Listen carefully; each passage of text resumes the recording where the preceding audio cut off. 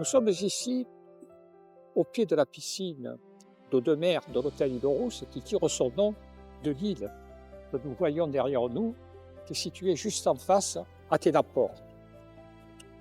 Jadis, on trouvait ici une pâture où venaient brouter les moutons et les chèvres. Au début du XXe siècle, un certain nombre de villas commencèrent à apparaître sur le pourtour de la baie de Renecroc. À partir d'ici, en enfilade, on pouvait noter la villa Montrève, puis une bâtisse où le prince Galitzine logeait son personnel, et enfin une villa dite Villa les Ruines, car elle représentait l'aspect d'un château délabré où vivait probablement le prince et sa famille. Au début des années 1930, on voit apparaître un Mistinguett dans un modeste logis où le prince Galitzine logeait ses chevaux de course et garait ses voitures. Comme le décrit le magazine hebdomadaire La Femme de France, et ce magazine écrit également qu'elle y mit toute son ardeur, toute sa patience pour embellir cette maison pour qu'elle devienne ensuite la villa Youplala ou Yoplala suivant les écrits. Les Bandolais appelaient la divette la dame qui a des brailles, c'était signifié la dame qui a des pantalons, car elle apparaissait souvent en pyjama. Par la suite, après avoir passé 2 étés bruyants, joyeux à Bandol, Mistinguett s'enticha d'une villa à Juan-les-Pins qu'elle acheta et elle délaissa la villa Youplala qu'elle loua en meublé, rez-de-chaussée et étage, et ne passa à Bandol que quelques heures par an pour y faire ses comptes. À la fin de la Seconde Guerre mondiale, c'est la famille Bazot qui vient s'installer ici pour y créer un centre multisport et un centre ludique. Henri-Lucien Bazot et son épouse, Henriette Jeanne Besson, étaient tous deux très sportifs. Henri Bazot en particulier était professeur de gymnastique, professeur de natation et kinésithérapeute. Évidemment, ils créèrent cet établissement à leur image. Nous avons pu rencontrer son fils, Christian Bazot, né en 1948 dans un des ateliers de son père. On le voit sur cette photo en compagnie de son père et on voit sa mère au milieu de la baie de Renecroc. Grâce à la mémoire exceptionnelle de Christian Bazot, nous avons pu reconstituer l'organisation de cet établissement. Il était effectivement réparti en 3 niveaux.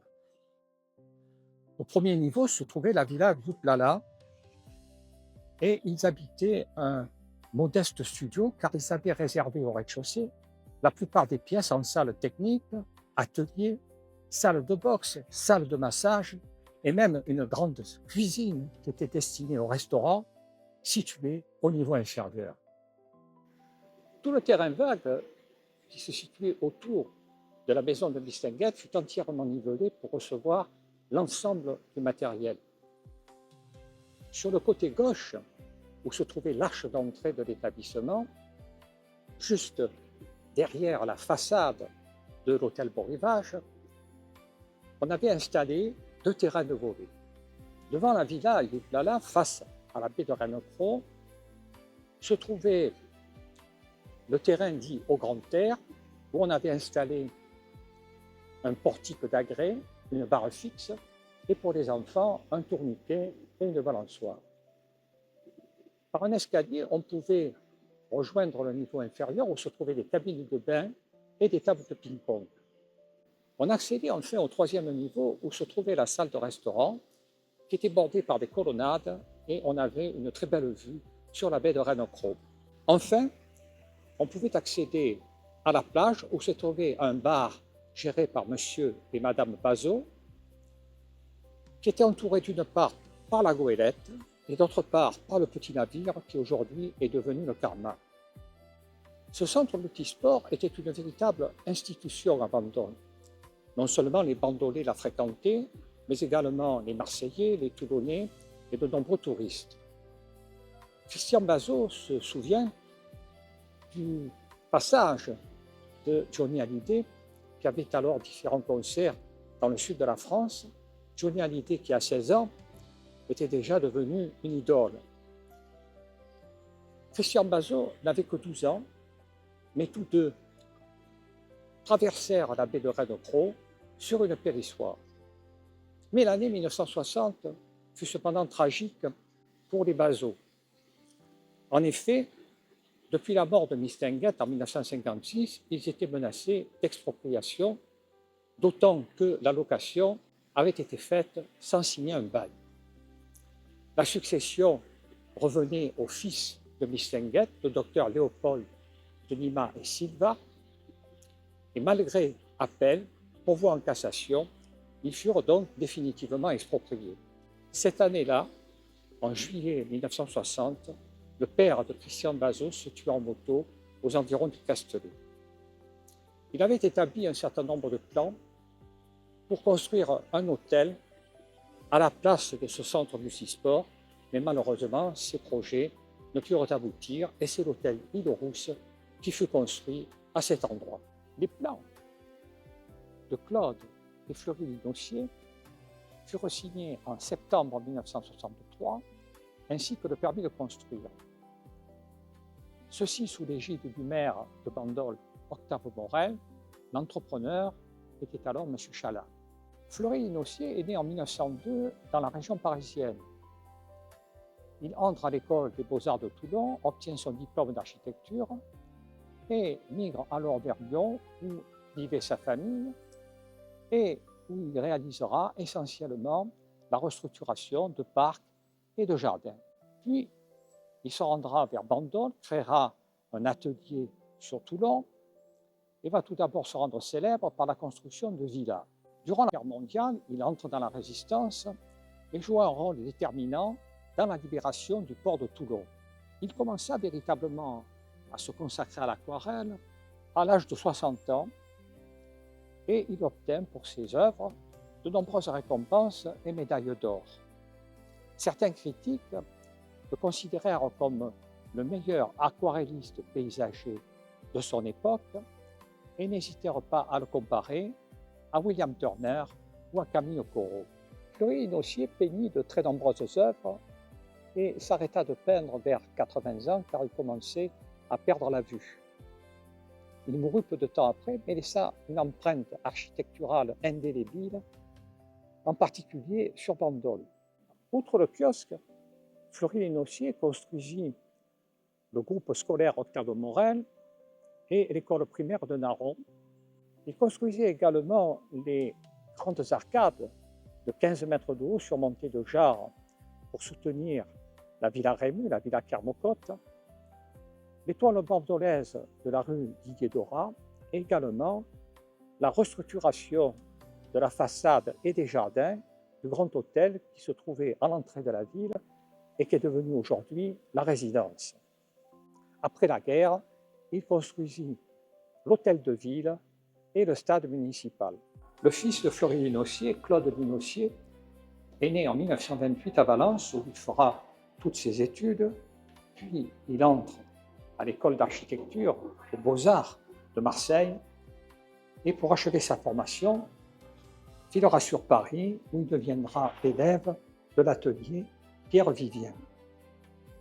En 1959, il obtient son diplôme d'architecture en soutenant la mémoire, construction et réalisation d'une pouponnière pour enfants. Construction qu'il réalisera effectivement à Sanary, où venait d'habiter sa famille. Il va entretenir très vite une étroite collaboration avec son père Fleury dans l'atelier de Toulon situé rue Péresque. Ils entameront tous deux un certain nombre de projets urbains mêlant urbanisme, habitat collectif et individuel, mais également équipements communaux. L'une de ces réalisations est en particulier la Cité de la Jeunesse à Sanary, dont la première pierre fut posée en 1957 et qui est aujourd'hui devenu le théâtre Galy. Claude Linossier va prendre part à la réalisation d'un certain nombre de logements en association avec de nombreux architectes, comme c'est le cas de Ciasso, de Lopez et de Sarcey. L'une de ses réalisations phares est celle des 5 tours de la Beaucaire, qui furent construites entre 1976 et 1980 et qui sont en fait l'aboutissement d'un grand schéma d'un projet urbanistique qui avait démarré en 1967. En 1976, Claude Linossier crée avec d'autres confrères l'unité d'architecture qui va permettre, avec ces architectes, une certaine mutualisation des compétences. Il quittera cette unité d'architecture en 1998, mais laissera tout de même, lui aussi, une trace au niveau de l'architecture, de son style, et nous retiendrons en particulier pour Bandol la réalisation d'immeubles, comme c'est le cas des Mousquetaires, du Marco Polo, du Creux du Vent, ou encore de l'Impérial d'Azur. Également, il participa à la construction de l'hôtel de ville, de certain nombre de bâtiments communaux et du nouveau cimetière de Bandol.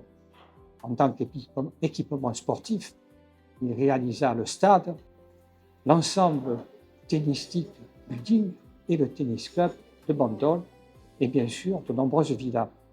Il ne faut pas oublier également qu'il est l'auteur du circuit Paul Ricard au Castellet. Claude Linossier fait partie de cette génération d'architectes pour lesquels l'acte de construire s'accompagne obligatoirement d'une réflexion humaniste et sociale. Il a toujours respecté, malgré la sobriété de ses lignes, l'environnement méditerranéen. Il est très attaché également dans l'art de construire à l'esthétique et à l'utilité, tout en restant proche de ses convictions de départ, à savoir le respect de la lumière et des matériaux. Près de 30 ans après le Grand Hôtel, Claude et Fleury Linossier se voient confier la construction de l'île aux Rousses. On sait que le terrain est très escarpé. Il propose donc une barre de 5 niveaux reposant sur un soubassement en terrasse. La modernité de style méditerranéen est très influencée par les architectes Coderc et Fernand Pouillon. Mais cette modernité n'exclut pas une certaine touche de classicisme par l'utilisation des claustras et de la pierre.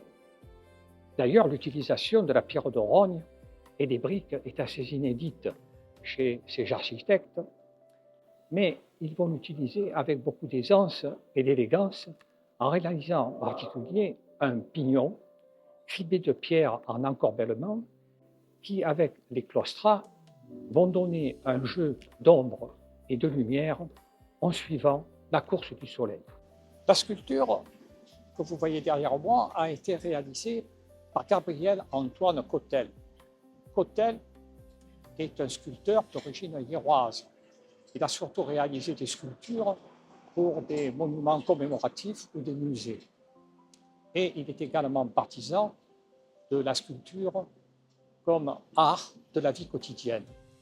Il a été également à la tête de recherches pour l'innovation de la sculpture. L'établissement a été restauré en 2010 par Gilles Théron, ce qui a quelque peu altéré l'architecture originale. Il reste que l'hôtel Bandol-Talazur Île-aux-Rousses, aujourd'hui 5 étoiles, est l'un des plus beaux fleurons du tourisme bandolais.